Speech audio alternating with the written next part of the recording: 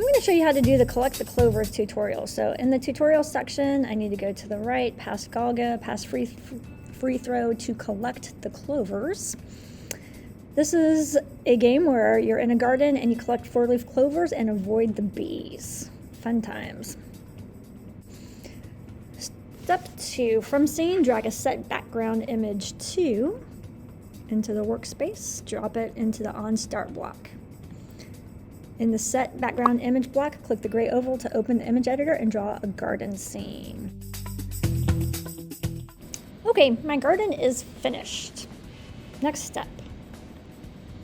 From the Sprites drawer, drag a Set My Sprite block and drop it after the Set Background Image block. Click on the gray oval to open the Sprite image editor and draw an image for your player, or just select one from the gallery. I'll just pick somebody from the gallery here.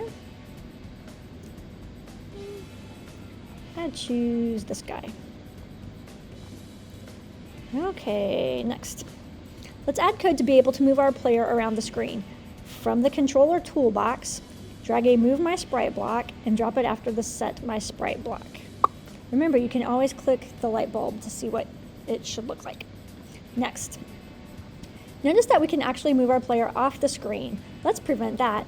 From the Sprites toolbox drawer, under Effects category, drag a Set My Sprite Stay in Screen block. Set My Sprite, Stay in Screen. Drop it after the Move My Sprite block.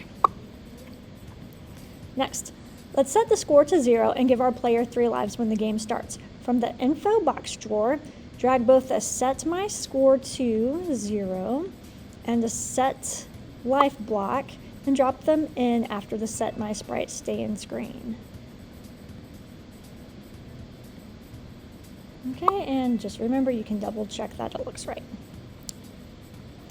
Every 5 seconds, we want a clover and a bee to appear in our game. From the Game Toolbox drawer, drag an On-Game Update Every block onto the workspace. You can place this anywhere. Click on the 500 milliseconds update interval and change it to 5 seconds or 5,000 milliseconds. Got it. A projectile is a sprite that moves on its own. From the Sprites Toolbox drawer, drag a Set Projectile to Projectile from Side. Drop it into the On-Game Update Every block. Click the gray oval to open the Sprite image editor and draw an image of a 4-leaf clover. This might take a few minutes. Okay, this is what my 4-leaf clover is going to look like. Next, notice how our clovers are always coming from the right top in a diagonal direction. Let's look over here. Let's add some random movements by setting the X, Y, and velocity values. From the Math Toolbox drawer, drag out 2 Pick Random blocks onto the workspace. Drop one into the VX value and drop the other into the VY value of the Set Projectile to Projectile from Side block.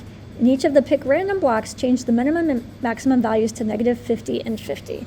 So I'm going to do that before I drop it in. -50 to 50. And this one's going to be -50 to 50. I'm going to put one in the VX for the velocity of X. I'm going to put one in VY for the velocity of Y. Just like that. All right, next. Now let's add a Bee projectile. Right-click on the Set Projectile to Projectile from Side clover block that we just created and select Duplicate. Okay. Duplicate. Drop the copied block after the existing clover projectile block. Click on the projectile variable name dropdown and select New Variable. New Variable. Name this variable Bee. Then click on the gray oval to open the Sprite image editor and draw the image of a bee. All right, let me make my little bee. Okay, this is what my little bee looks like. It says to put Set Bee Projectile under the Set Projectile Clover, so let me go do that next. Set Bee should be under here, and we'll get rid of this other on-game update. All right, next. To make the bee an enemy sprite, we need to set its kind. From the Sprites toolbox drawer under the Overlaps category, drag a set sprite kind and drop it after the set B2 projectile. Click on the My Sprite variable drop-down menu and select the B variable. Click on Player of Kind Player and select Enemy. Bees really aren't our enemies though. Bees really are helpful.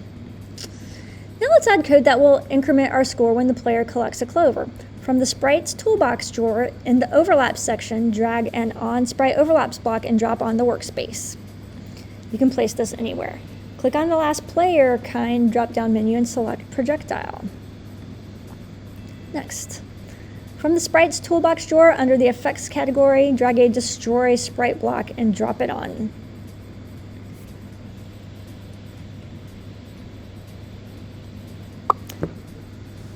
In the on Sprites overlaps block, drag the other sprite local variable representing specific overlapping clover into the destroy sprite block replacing my sprite. So let's do that, drag it here. All right, let's double check. Does that look right? Sprite of kind player overlaps other sprite of kind projectile and then other sprite. There we go. This one's just gonna go in the trash. Next, in the destroy sprite block, click on the plus icon to expand. Click on the sprite effect drop-down menu and select an effect that you want to display when your player collects a clover. Click on the 500 milliseconds drop-down menu and select 100 milliseconds for the duration of your effect. All right, when I collect clovers instead of spraying, I'm just gonna send out some rings for 100 milliseconds. Okay. From the music toolbox, drag a play sound block and drop after the destroy sprite. I like the ba-ding, I'll leave it that. From the info toolbox drawer, drag a change score and drop after the play sound. Okay, there we go. Next. Now let's add a behavior for when our player runs into a bee. Right-click on the sprite overlaps block that we were just working and select duplicate to make a copy of this chunk of code. Don't worry if it looks disabled, we'll fix that. In the copied on Sprite Overlaps block, click on Projectile drop-down menu and select Enemy for its kind.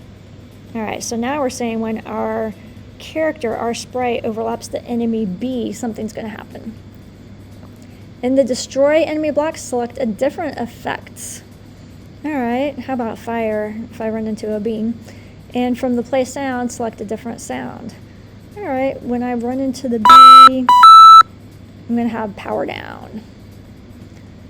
Next, instead of adding a score, let's change the code to lose a life when our player runs into a bee. So instead of change score, I'm going to change life by -1 or lose a life. All right, next, I'm ready to download my code if I'm in class. Let's finish this and play the game for a minute. All right, so let me move my character around.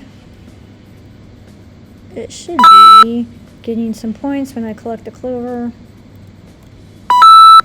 Ooh, watch out for the bees. Seems to be working well. What happens if I run into a bee, though? Oh, there's my fire. And I lost a heart. I lost a life. Alright, everything seems to be working good. Have fun playing your game. Just in time for St. Patty's Day.